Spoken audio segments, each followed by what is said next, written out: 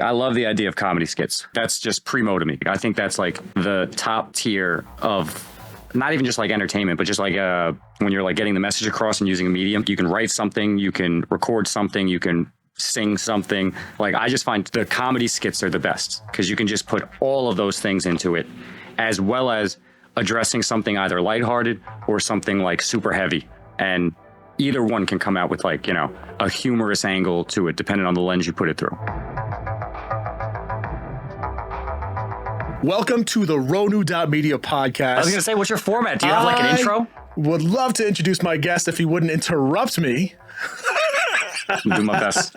Do my best. Bro, thank you so much for coming on, man. I know you're rolling something up, but dude, this is a big step for me. This is true episode 1 on the RONU.media podcast. And the purpose behind this is I have been trying to get involved in the podcast world for a few years now. And now I've decided that it's my turn to be the one running the show, the one who's just getting it out there. And star. I wanted to bring you on. Yeah, well, I interview so far. I'm interviewing. I wanted to bring you on because I am in a position where I'm editing video for cool projects, and that would not have happened if you and I, with Al, I wish he was here today though, didn't get started on the web podcast. So JB, I wanted to ask you to explain to everybody how that all came about, how we started the web podcast. You want the origin story? I want the origin story. Play-by-play, or you want the cinematic version, the MCU version? Bro, which one feels best to you? The made-up cinematic one, duh. Let's do it. It all started in a dark, smoky room. Marijuana clouds filled the air as a stoner came up with an idea. I don't remember what that idea was, but it was hilarious and very deep. He told his other stoner, who told his other stoner, and before you knew it, 3 friends recorded marijuana. No, man, I guess it all started just because, like, me and Al were just smoking. We always had like these deep conversations that we thought, man, these are fucking awesome. These are hilarious. We're more entertaining than all these idiots out here. So we were like, yeah, man, that sounds great. Like, we should start a podcast. And we were planning that for like probably a few months. Just kept forgetting about it every siph. It kept coming up as like a genuine new idea.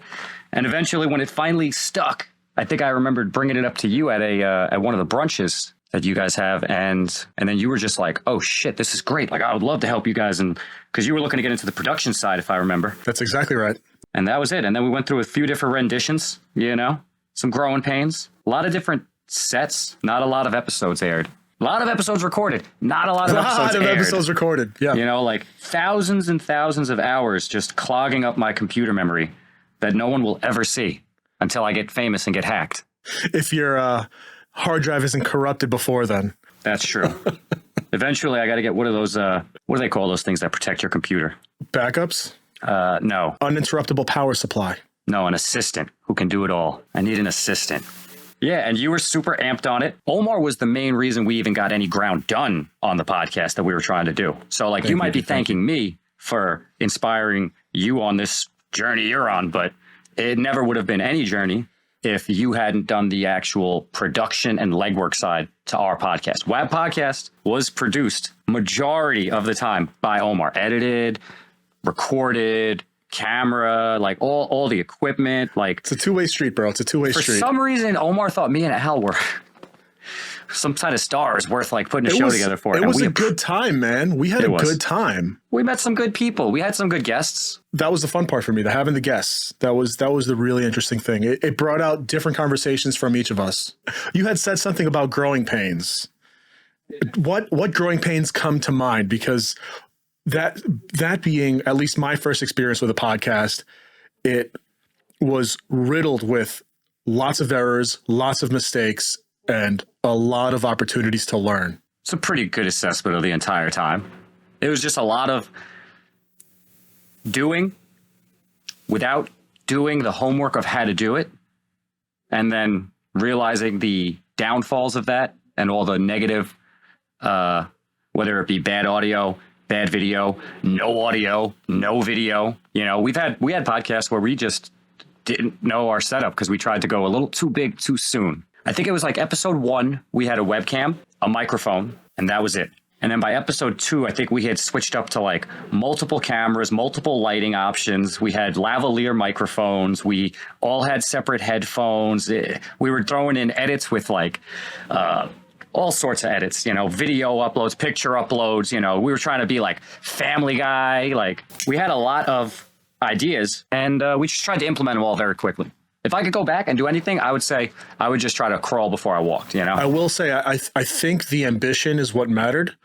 And the fact that we went ahead and just pulled the trigger on all of those things was the learning experience that really made us understand, all right, really, this is what we need.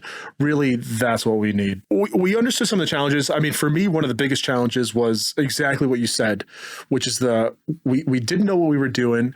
We would learn something, and then instead of getting just good at what we did right, we wanted to implement more. And that made it so much more difficult because it added to the setup, the breakdown, and then all the extensive editing because of our ambitions.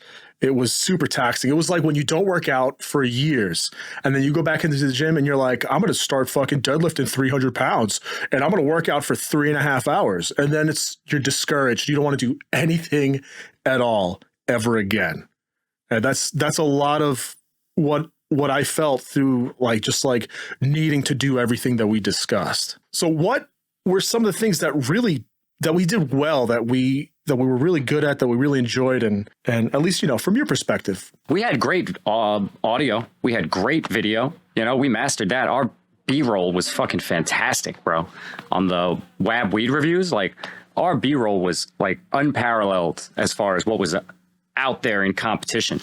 You know, we just didn't really upload a lot of them, you know, because we were still trying to figure out our format and what it was we wanted. I think that was our biggest thing. We were trying to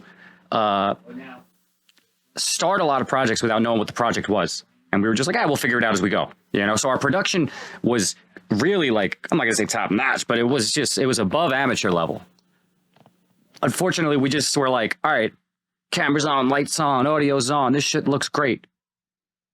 What are we saying? What are we recording? Yeah, and the WAB read reviews, those were great. Those actually kind of evolved into a pretty funny format with guests and everything. Oh, that was so much fun. Those were a lot of fun. I wouldn't mind going back to something like that, even if it's just occasionally. Hey, man, smoking weed during the day with your buddies and having an excuse for it is better than that. Come on. We had a good time, man. I don't know if your demographic is stoners or if it's like music heads or if it's IT production. The demographic is whoever decides that this is meaningful to them. That's it. I don't have any particular audience at the moment.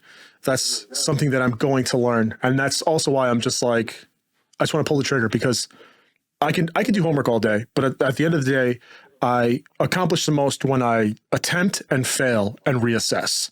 If I continue to attempt, fail, and reassess, it starts to make sense. But I'm also, one of the biggest lessons that I took away from all the projects that you and I have worked on, that lesson is don't do too much. Have one target and focus on that one target. When you start to implement multiple targets at this level of competence, it seems to just be too much. So right now I'm kind of just focused on, let me just nail this one thing and understand what I'm doing. And if I feel like I've nailed it, but then I end up feeling like there's a failure there, I can reassess what it is that occurred and make the adjustment later.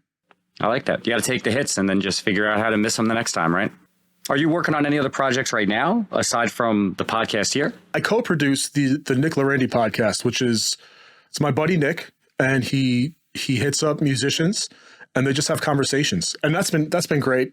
I've been able to sit and occasionally participate in the conversation with whether it's musicians that I know from the past, from, you know, going on tour with the metal band Ever Forthright, to also musicians whose music I appreciate. And this is my first time even speaking to the person, which is really cool. It's like, oh, I've been listening to your music for the past decade, and now I get to interact with you, even though just briefly. It's really just a cool experience. And that's also really helped me to understand, like, let me just make this look good. I don't need to add graphics. I don't need to make things over the top. Just make it look good and focus on what this thing is about. Last I spoke to you about projects that you and Al are working on, you showed me some pretty funny skits.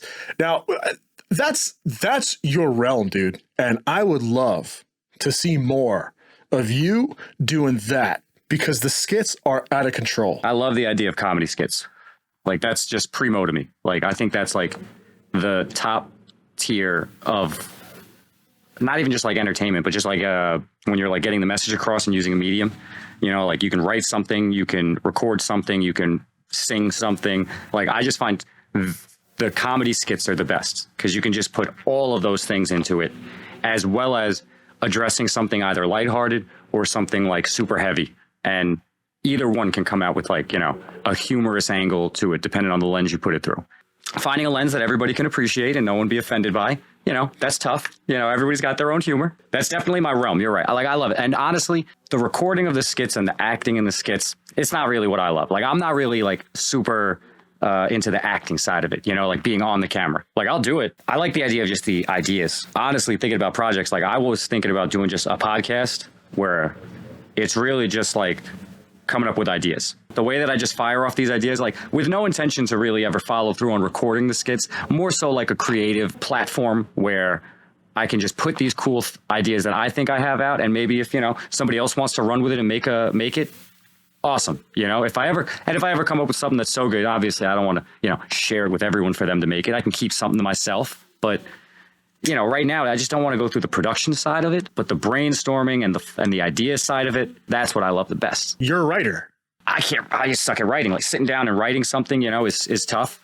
Even just recording it to a voice note, whatever it is, like, you know, all that's very. That's where the work lies. Exactly. That's but where, when it comes to like the real the brilliance and the creativity, you're the one to come up with the ideas. All right. So there's like genius in everybody, right? Whether it's like a basketball player, they're that good at that sport, right? And you see all the NBA players and the world players and the Olympic players, and like, you know, those are like the bar you set it as like, this is the level of like being really great at this. You know, everybody's got their GOAT or the names they know that succeed at it. But there's a billion other people that just never did the work of joining the NBA or joining their high school team that are just as talented on a basketball court as those guys. You'll hear about that in all sorts of random stories of like park legends and neighborhood legends. And like, you know, they'll either have like, you know, fall into, you know, injuries or just, you know, family life, criminal life, you know, whatever it is that stopped them, you know, they just never took that leap to join a team and go to the NBA and like do the work in that sense, right? So it's the same for like comedy or anything else. Like there's a billion people having these great ideas, sitting there smoking weed with their boy, like, yo, this is fucking genius. Everyone needs to hear this shit. You know, not to say they don't, but like you got to do that legwork to get it to them. Otherwise, we're all just kind of, you know, still stuck here as, you know, the park legends. It seems to me like one of the hurdles you're coming across is just the documentation, because the second you turn on that camera, the second you open your notepad, it's no longer inspiration. It's just a chore. And I feel you. I'm in a similar boat. Like sometimes flipping that switch is the hardest thing. Being aware enough. It's so difficult. It's odd. And this is something you'll hear me mention. Pulling the trigger, while it is the easiest thing, it's the most difficult thing. It's hard to build the confidence to pull that trigger, but once you pull it, I made this decision. Now I have to keep going. I can't wait to go back after you air this and edit out just the last 20 seconds and make it totally out of context of Omar just over here giving his message on an Instagram Live. Like, the hardest thing is pulling that trigger. See, like that's the shit I love, like seeing little shit like that and like just being like, boom, like that would be. I can't wait to do that to you. How do I cut out all of that bullshit? The editing, the extra work that puts in the man hours that take away from the creative potential, right? Or maybe you don't edit it. That's the beauty. It's just an unfiltered, whatever it is, 20 minutes, hour, boom, just, you know, brainstorming of whatever inspirations coming to mind. This would be the perfect moment in my podcast where it's just like a big red X on your face, like canceled. But I'm not going to do any of that. Do it, cancel. All right, let's go right now. I'm not doing any of that editing. So you're working on the sketches with Al, right? There's a particular culture behind those sketches. Why don't you talk to us about what that culture is? I'd love to hear more. We're fucking sneakerheads. That's it. So it's in the sneaker culture. We just are addicted. So Took an L on Sneakers is just a small embodiment of how we feel when we're out here trying to get sneaker releases on the Nike Sneakers app. And all we do is take L's. Just L. after L after L. So we took an L on sneakers, and every time we take an L, we just post up, the L we took. I'm sure other people can relate. And it's just some memes and bullshit like that. Just a little creative outlet for something. That is a tremendous niche, man. I mean, I've seen things on sneakers, but I haven't seen enough memes or meme-worthy sketches on sneakers. And the stuff that I saw, it was fun, man. It was clever and it was enjoyable. And I'd like to see a lot more of that. I got to get together with Al. Let's see what's going on, For all you out there listening, I want to see more from this guy. I want to see more of JB and his projects, more sketches, more nonsense, because you have a particular niche that is also very global. Stupidity. It's stupidity I have. No, but the whole like sneakerhead. Oh, that one. Yeah. And for sure. And the weed, it's universal. Like there, you see sneaker culture videos in other countries or from other countries. And the things that I've seen from your sketches are all relatable on an even more universal level, but the application is to that particular niche. And it's the little twists and turns are really clever. I'm telling you, man, I would really love to see more. And I know if anyone catches this, you should check out Took an L on sneakers. Took an L on sneakers on Instagram. Are you on YouTube at all yet, or just Instagram? No. Just Instagram for now. We got a YouTube channel. We got the name and all that stuff locked in, but we haven't gotten into that side yet. So I wanna end this on a word of advice from you to you when we first started.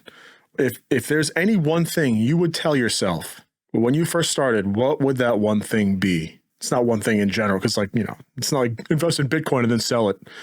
I'm talking about something pertaining to the projects that you're currently working on. If I'm giving myself a message from back in the beginning, just work on the writing. Focus on the creative content as opposed to the creating. Yeah, that would have definitely set me up for more success when I was attempting to execute, if I just had more of a foundation from the start. Hey, man, thank you so much for hopping on. It's been a pleasure. It's been an honor. You're the catalyst for getting this ball rolling, and it's only fitting that I have you on episode 1. Take care, brother.